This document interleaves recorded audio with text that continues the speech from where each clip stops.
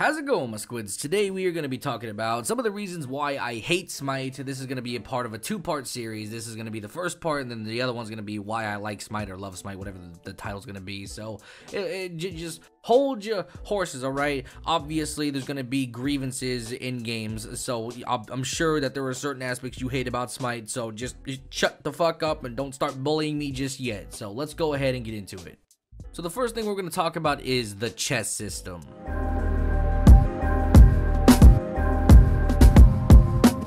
Now, I'm sure we can all agree that the chest system is actually just a fucking joke.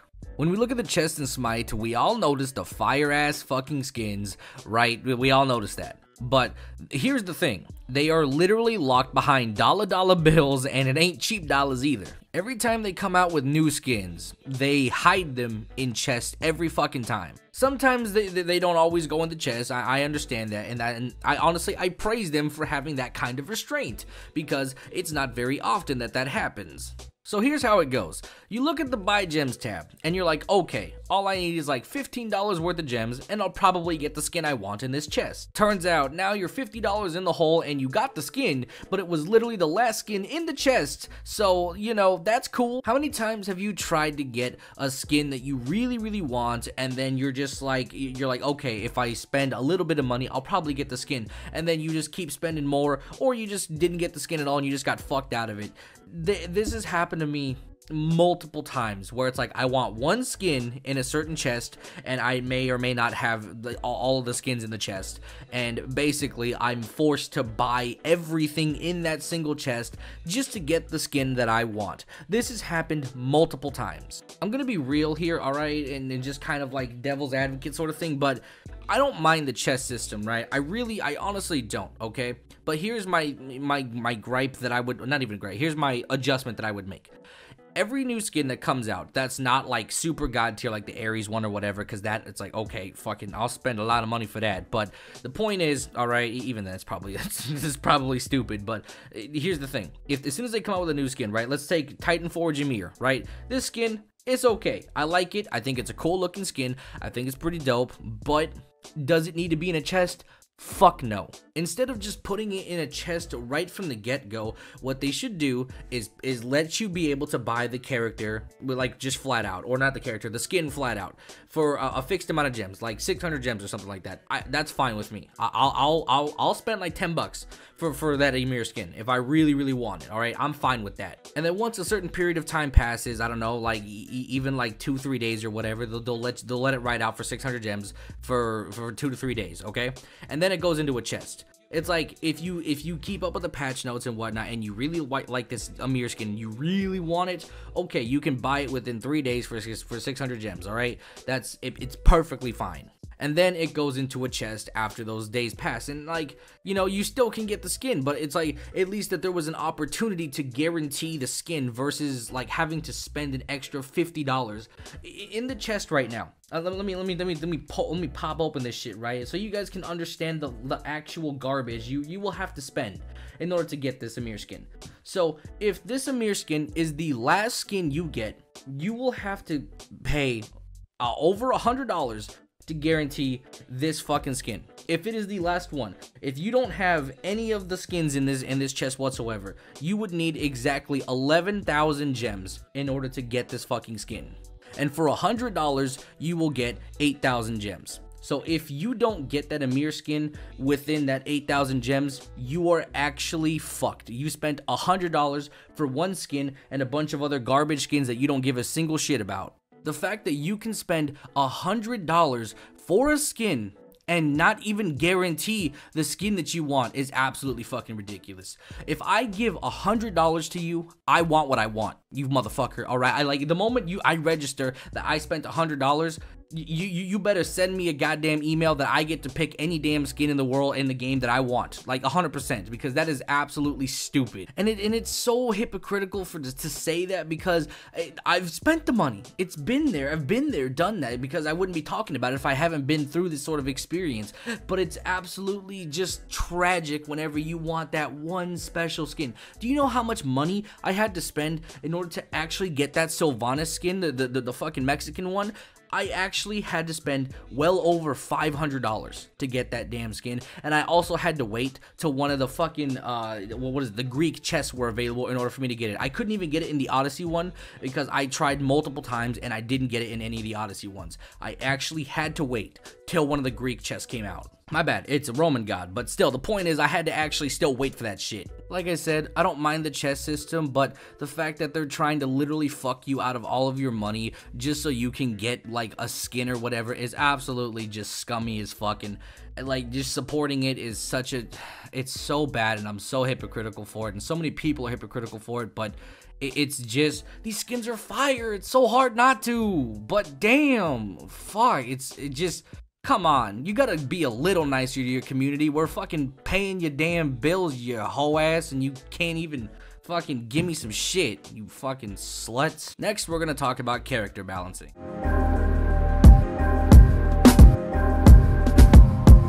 This one's probably not going to be a popular opinion, but oh well, fuck it. So my opinion on this is certain characters blow dick, just 100%, they just blow dick, and that's kind of obvious, like no shit. But it's a preference thing when it comes to playing certain gods. Some people love certain gods, some people tolerate them, some people just flat out hate them.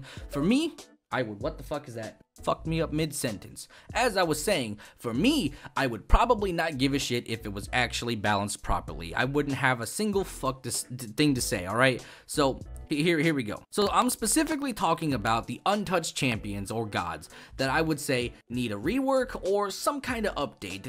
Like let's talk about this. Let's talk about Hebo. Let's fucking talk about Hebo. And before I do, shut the fuck up, you hoe-ass bitch about ready to comment, you're just bad and you got owned by Hebo because you're not good. Listen here, you fucking homunculus. I main Hebo. I be deleting bitches all day. I don't get owned. I'm part of the fucking problem. Let me just break this down for you, okay? This fucking character is an actual joke. His first ability does 290 magic damage at max rank on a 3-second cooldown, plus 80% of your magical power. And if you're too stupid to understand what the fuck that means, it means you're dead every 3 seconds. And if you're not dead, you're not healthy enough to continue fighting because he's got another ability that can just kill you, or he can ult you. Either way, the point is, you insta lose the fight if he hits that ability. And it's a cone shot, so it's pretty much impossible to miss it.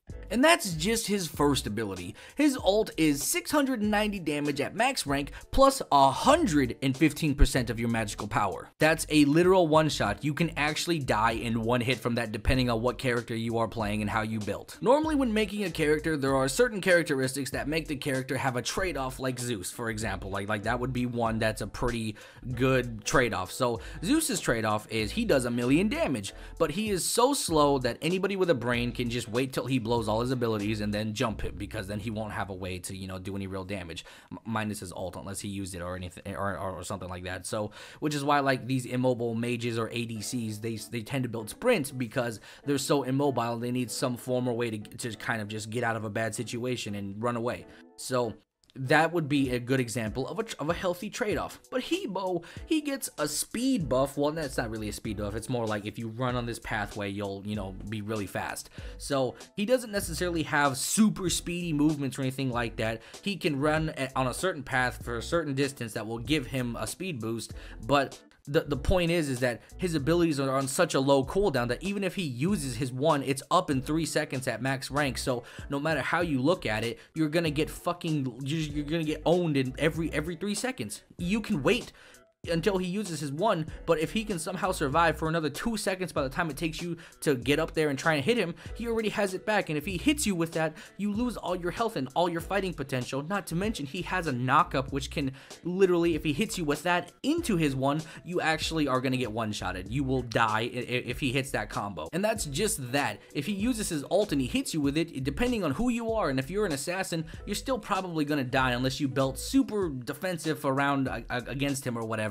And even then, you still need a lot of defenses to even bulk up versus his ult. It does a literal 1,000,000 damage. It's almost impossible to fight, and it's absolutely one of the most ridiculous things ever. Like I said, I play this character on a regular basis. I know his limits. I know what he can do.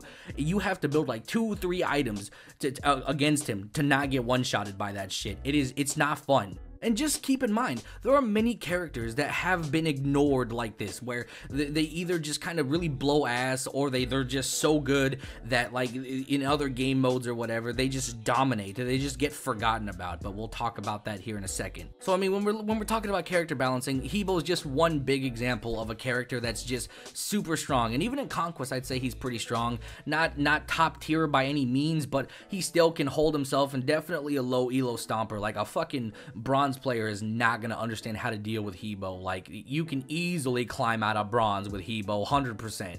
So now we're going to move on forward and talk about balancing around competitive. So this is different from balancing like characters and whatnot. So once again, this is probably another unfavored opinion, but for me, ranked is boring and annoying. Why would you ever play ranked conquest when you can do ranked joust or duel? It's clearly obvious that most players prefer to play other game modes than ranked conquest, or even conquest in general. If you look at the queue timers, are so much fucking longer. It's so much longer. There's a match of the day going on right now. As I'm making this video on the 14th, right now, if you go into the normal queue, right, and then you scroll down for match of the day, there is whatever the fuck this is, 951. What do you fucking mean? I gotta wait 10 years to play this game mode. I don't even know what the fuck it is. And then when you look at like Conquest, the queue times are always around like roughly 5 minutes, no matter what the fuck you're doing. And then if you go into ranked, it's the same thing. Like right now, a ranked Conquest is 8 minutes. 8 minutes. That is insane. And mind you, I'm not even ranked, like, because I refuse to play that shit. So I would have to wait 8 minutes to qualify in the ranked system for Conquest. Are you out of your mind? And then when you scroll back on over, you see Arena, Clash, Joust. It's like 30 seconds, 1 minute, and even when the timers reset, it's still only about 1 to 3 minutes. That's the max queue time it normally is for Joust, Clash, and Arena. So this tells me that most of the players are playing these other game modes, and they keep balancing the game around competitive. And you know, that'd be a normal like idea, right? Like, that's normal 100%, because they obviously want the game to be taken seriously. But the problem with Smite is that it's not taken seriously. Nobody gives a single fuck. I know I'm being harsh, I know I'm being mean, but when you really look at the Twitch views, the Mixer views, just streams in general, nobody actually gives a single fuck about the competitive. Most of the time, they have to literally coerce viewers to get in there by giving away skins. And even then, the skins are so ass. Like, remember that Scotty Mixer skin? It's just regular Scotty with a goddamn t-shirt. That shit is trash. It ain't even good. That's how bad the competitive scene is for Smite. It's such a joke. And like I said, I wouldn't even mind if they balanced around Conquest and Rank Conquest and stuff like that if the game was actually taken seriously. But you have to really understand that the only people that give a fuck about Conquest and Rank Conquest are actually the minority. They are the actual minority in the game. It's not like League of Legends or Overwatch where the competitive scene is actually taken very seriously. People watch it and they go nuts. Like, you see the fandom of it, you see the memes, you see everything about those games that are taken very seriously. And then you look at Smite and it's nothing but a joke. It's nothing but a sad fucking joke. And the point of me explaining all of that is that certain characters end up being rebalanced or whatever for ranked conquest, but when they rebalance them, they become terrible in conquest, but then they'll be super broken in other game modes. And this is a problem for the people that play the other game modes because, again, they're the ones paying the bills, right? Like, we're out here playing these other game modes and we're getting shit on by these compositions that go really well depending on the game mode. Like in Arena, for example, certain characters do extremely well in Arena. Like, let's say fucking Susano does really well in Arena. Anubis, where he sucks in Conquest, he doesn't suck in Arena. He's not exactly super crazy in Arena or anything like that, but he is definitely way more viable in Arena due to the fact that he has an entire team in front of him, and if the team composition is built right and there's communication going, or if anything of the sort that is actually going properly in Arena, you will actually go 20-0 with Anubis. He's so easy because you get items way faster than you do in Conquest, which allows Anubis to get lifesteal super early in the game, and if you get early kills, fuck it, it's over. If Anubis gets any early kills at all, he's gonna get his lifesteal right away, and it's gonna prevent him from just, not prevent him, it's gonna enable him to just snowball even further into the game. And then you have to basically wait out in Arena till you can catch up to him. If the game cannot drag on long enough for you to get full build, then he's just gonna roll through the whole fucking team and the game's gonna end in 10 minutes. And by no means am I saying that Anubis is a problem in Arena, because he's really not. I know how to deal with him. Most people that actually have a fucking brain will know how to deal with them, especially low-key players, because they just dive his ass every 5 seconds. But my point is that when they try and balance certain characters around Conquest, they tend to forget about them, and they don't balance them for other game modes, and it causes frustration, and it causes people to leave the game. Smite's already struggling with a player base as is, and they keep trying to make competitive this fucking hype thing, but it's not. Stop focusing on competitive and actually give a fuck about what's going on in the casual player base, because we're the ones actually paying the bills, not competitive. I'm not sitting here ragging on professionals or anything like that, because they do what they gotta do. You know, they're paying their own bills, they got their own shit to do. I'm ragging on the fact that Smite is trying to only give a fuck about one thing, and it's not even working. That's super stupid. And just like that, we're done. Whew. Alright, that was a long ass video. I gotta fucking alright, boys. Thank you guys for watching. Part 2 will be coming soon. I gotta write out the script and everything and all the jokes and whatnot, but that's pretty much it for today. Hopefully you guys enjoyed it. I will talk to you guys in the next one. Peace.